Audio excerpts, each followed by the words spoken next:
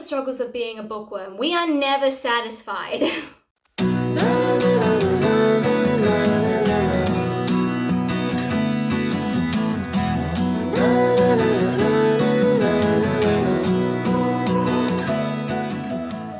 What's up, book nerds? I'm Lucky's Universe, and in this week's video, I'm going to be talking about my book pet peeves.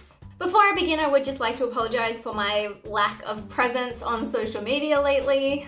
On top of Western Australia going on a 5-day snap lockdown, the area where I lived was also affected by a really bad bushfire, and we had to evacuate, and I was camping on my brother's couch for a couple days. So that was stressful. Unfortunately, a lot of people lost their homes, and my heart just goes out to them and also to all the firefighters who worked for like a week straight trying to control this fire. Luckily, my house survived, although it was touch and go for a while. And then in terms of the WA lockdown, where we dealt with a couple of restrictions for like a week, and now we're back to business as usual. So yay, that's all. I'm so glad it's finally over. It was just like, it was a hectic couple of weeks there. We're getting back on track, I'm filming again, and hopefully I'll reappear on TikTok at some point, so stay tuned. So, on to today's video, my book pet peeves. In this video, I'm not going to be talking about like specific stories or like tropes or characters that annoy me, and more like the things about physical books that piss me off. And like, it'll make more sense once we get into it, so let's get into it.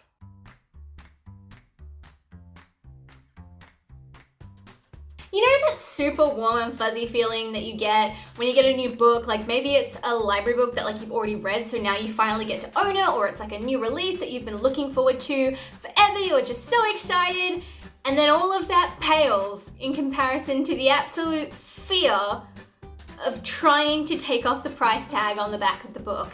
What on God's green earth is this torture? Like, you have to take it off, right? Because it kind of ruins the aesthetic if you leave it on, but how?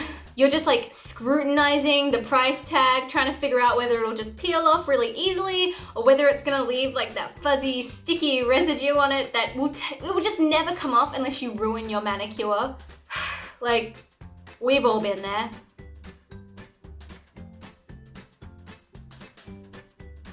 Buying books isn't just about owning the books, it is also about the bookshelf aesthetic, if you're that kind of person, and that aesthetic requires complete accuracy and consistency across series. But when a publishing agency releases the next book in the series and it's a large version, book nerds all around the world have their dreams of consistency shattered. If you're someone like me who likes to have the series together with each other on the shelf, it annoys me to no end when the series have different sized books. It just looks wrong. An example of this would be my Daughter of Smoke and Bone series by Laini Taylor. As you can see, book 1 is the small version, whereas book 2 and 3 are the large versions. And I could not, for the life of me, find the small versions of 2 and 3.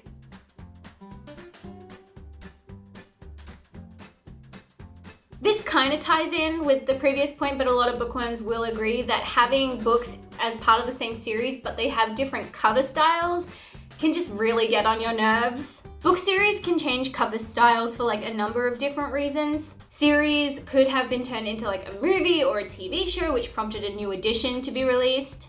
Books often get cover changes or even title changes depending on what country they're being sold in. Like, to use Daughter of Smoke and Bone as an example, it has like a number of different designs. Book 1 is the UK edition. Most books sold in Australia are the UK edition. And books 2 and 3 are also the UK version, but I'm pretty sure these cover styles were made just for the large versions of the books or the hardcovers. But the US version of this series looks like this. There's also been a more recent update of the covers because in March 2020, I think, was the 10-year anniversary of this series.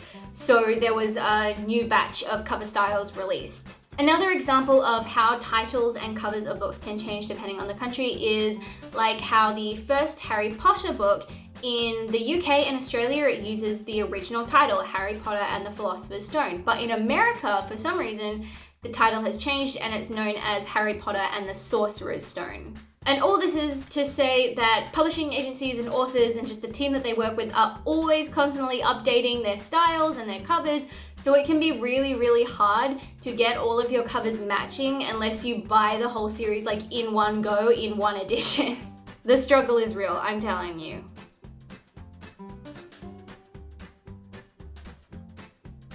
I'm not sure why, but I don't really like it when a book cover features a character or like a cast of characters. Maybe it's just personal taste because I tend to go for more artistic, pretty covers. It could also be because I associate books with characters on them with like a lot of books that I used to read in middle school, and like it's kind of below my age group, so maybe I just associate books with characters on them as books that are meant for people a lot younger than I am. It could be for a number of reasons, but I'm just really drawn to pretty covers like this one, The Betrayals by Bridget Collins, and also $10,000 of January by Alex E. Harrow. Like these dark floral vibes are everything.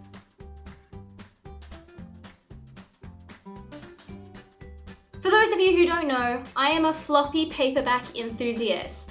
I just love the feeling of a good old floppy paperback that just sits open on its own like this one, just flops, holds its shape. This is Tidelands, by the way, by Philippa Gregory, an adult historical fiction. Highly recommend. I sometimes get frustrated with new books that just don't have any bend. Granted, it isn't just the age of the book that determines how floppy it is, it's also about the size. You'll find that with a lot of large books, even though they're brand new, they will just flop open on their own because the weight of the pages on each side holds it down, whereas smaller books like this one, no matter how old they get, they just won't get any bend in them unless you like break the spine. And if you're someone who purposely will break a spine of a book just to make it floppy, I don't want to associate with you. You scare me.